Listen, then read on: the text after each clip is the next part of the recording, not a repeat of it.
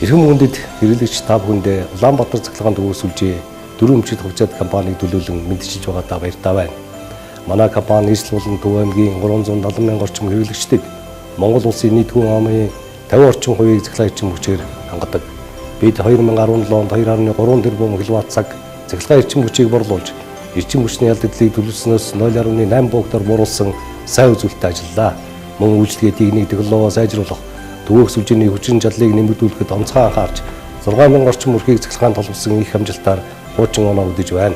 2018 онд манай хамт олон амжилтаа ихүүлж, шинээр суурьшсан гэр оролын мянган өрхийг эрэлтээ болгох, халаалтаа цахилгаанаар шийдэх, техникийн боломжийг нь бүрдүүлж, агарын бүтлийг бууруулах төвнөр оруулахын төлөө хичээл зүтгэл гарган ажиллаж байна.